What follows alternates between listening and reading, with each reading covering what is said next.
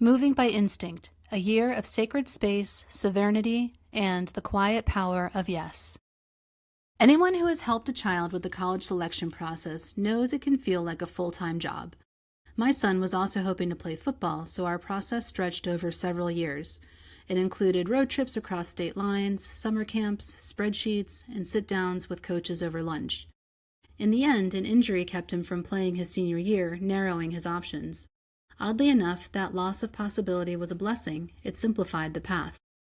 When we visited the school he ultimately chose, we both knew. There wasn't a checklist or metric, it just felt right.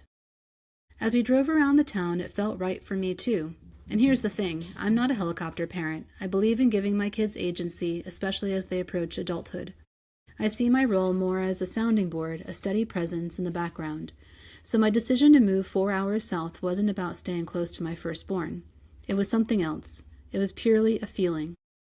I didn't know why, but I needed to move. The decision came through intuition, clear and insistent. Only later did I apply logic to justify it.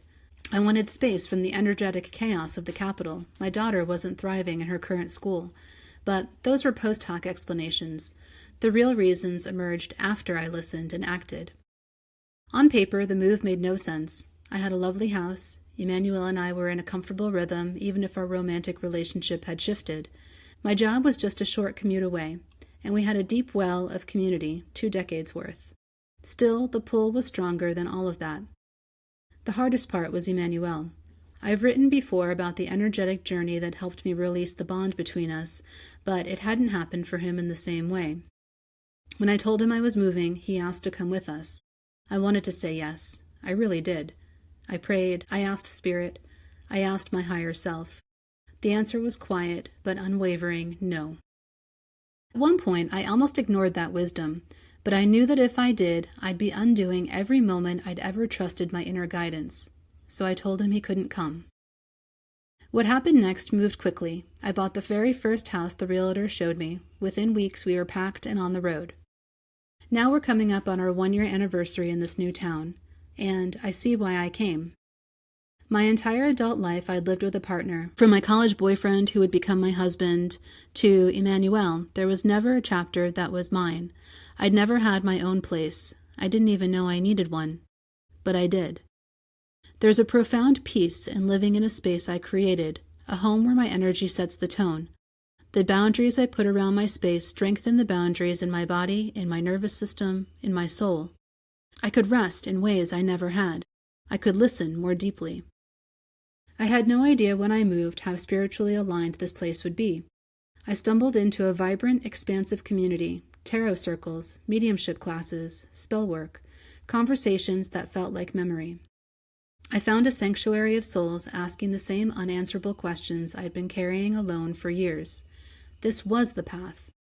In my first class with Mage Marigold, she looked at me and said, "Your guides keep mentioning a podcast." Every class after that, she offered more insight, little breadcrumbs leading me forward, each nudge aligned with the movements in my life. And now here I am, birthing a platform to help others reconnect to the voice within. None of this was visible at the start. It never is, but now I can see it clearly. There is medicine in the silence of a home that belongs only to you. There is power in walking forward alone, not lonely, but sovereign, uninterrupted, unexplained, aligned. In many ways, this year has felt like stepping into the archetype of Hestia, the Greek goddess of the hearth and sacred space. Hestia teaches us that home is not just a place, it's a temple, and when we tend to our inner flame, the whole world begins to feel more still, more guided, more alive. In the center of every sacred space there is a flame. Tend to it and you will never be lost. A quote attributed to Hestia.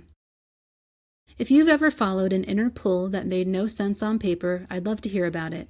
Comment on the post or share it with someone who needs to know they're not alone in trusting the unseen.